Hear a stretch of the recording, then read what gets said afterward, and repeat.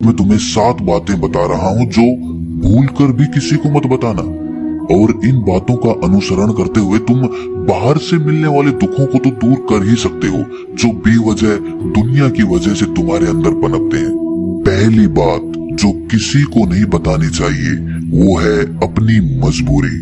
अपनी मजबूरी का दिखावा करके दूसरों का दया पात्र बनके उनकी सहायता लेने की गलती कभी मत करना। हो सकता है कि आज वो तुम्हारी मजबूरी देखकर तुम्हारी सहायता कर दे, लेकिन कल वो तुम्हारा फायदा उठाने से भी नहीं चूकेगा।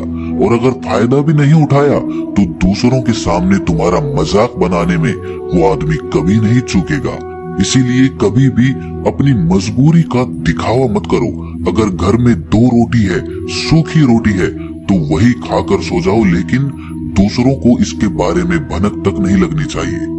जरा आप खुद सोचो, मजबूरी बताने का क्या प्रयोजन होता है एक इंसान का? या तो वो दूसरों से सहानुभूति हासिल करना चाहता है या उनसे कोई आर्थिक मदद चाहता है। लेकिन अगर दोनों ही परिस्थितियां आप देखें तो दूसरा आदमी आपका फायदा उठाने से नहीं चूकेगा।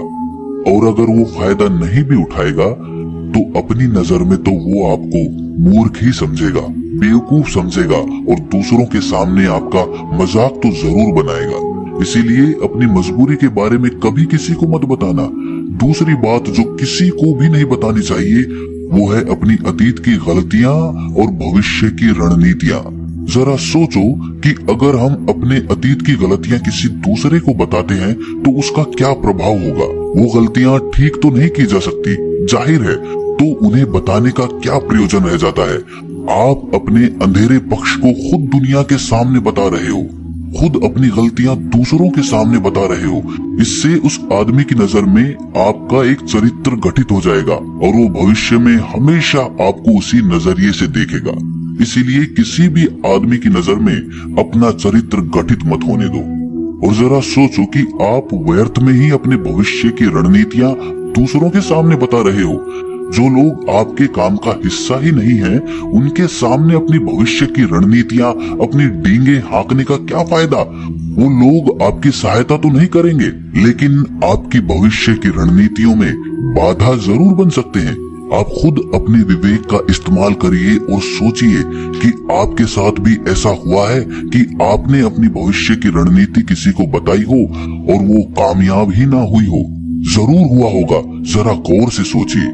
तीसरी बात जो किसी को नहीं बतानी चाहिए वो है अपने घर की बातें।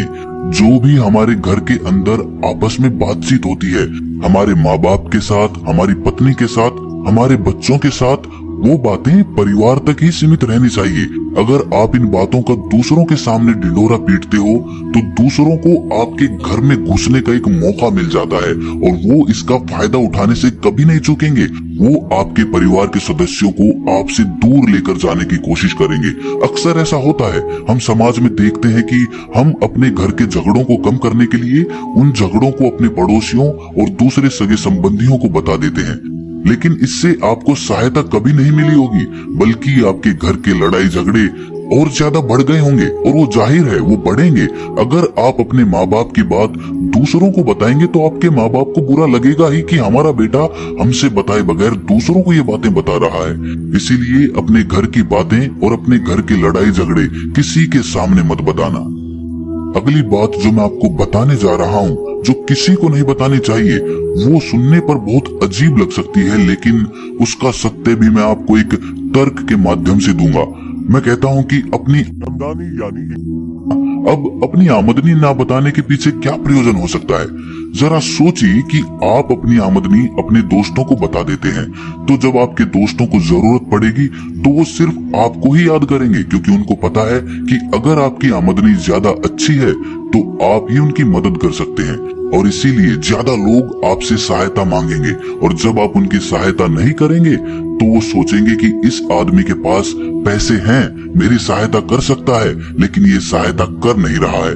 और इसीलिए आपकी आमदनी आप दोनों दोस्तों के बीच एक झगड़े का कारण हो सकती है। कम आमदनी होगी तो लोग मजाक उड़ाएंगे और ज्यादा होगी तो सहायता मांगेंगे। तो अपनी आमदनी बताने का कोई प्रयोजन नहीं है। अगली बात जो मैं आपको बताने वाला हूँ उसे अपनी गांठ बांध लेना और किसी को ये बात मत बताना। अपनी कमजोरियां और अपनी ताकत। अक्सर इंसान को पता नहीं होता है कि उसकी कमजोरी या उसकी ताकत क्या है, लेकिन अगर आपको अपनी कमजोरी और अपनी ताकत पता है तो पहली बात तो आप बहुत ही बुद्धिमान आदमी हैं, और दूसरी बात कि आपको ये बातें किसी से साझा नहीं करनी है, क्योंकि अगर आपकी कमजोरियां दूसरों को पता चल गई तो वो आपकी कमजोरियों का फायदा उठाएंगे, और अगर आपकी ताकत पता चल गई तो वही ताकत आपकी कमजोरी बन जाएगी, क्योंकि वो ताकत दूसरे आदमी को पता है और वो ताकत की काट भी ढूंढ ही लेगा। अपनी कमजोरी और अपनी ताकत अपनी पत्नी या अपने पति को भी नहीं बतानी चाहिए, क्योंकि इसके बाद आपको घर में उनसे हमेशा दब के रहना पड़ेगा। अगली बात जो किसी को नहीं बतानी चाहिए वो है अपने मित्र और अपने शत्रु।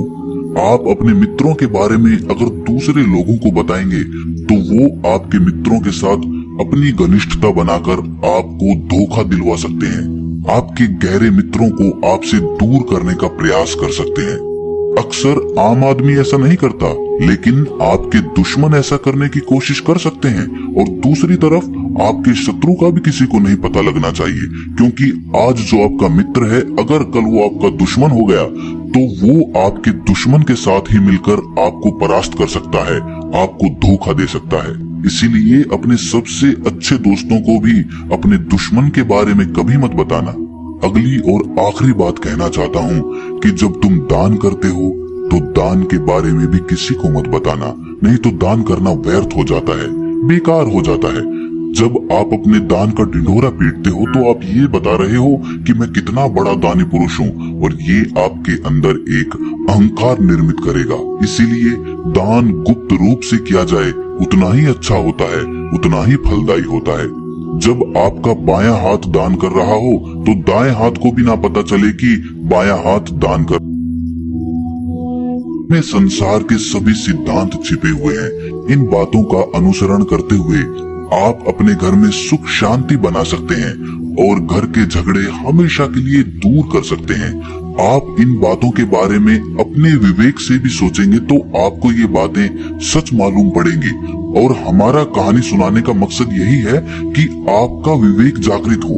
आप खुद उन बातों के बारे में सोचें जो हम आपको बता रहे हैं, और अगर हम गलत हैं तो आप कमेंट सेक्शन में वो बात जरूर बताएं जिस पर हम गलत हैं, और इनके अलावा भी अगर आप कुछ जानते हैं तो उन बातों को भी कमेंट सेक्शन में जरूर डालें।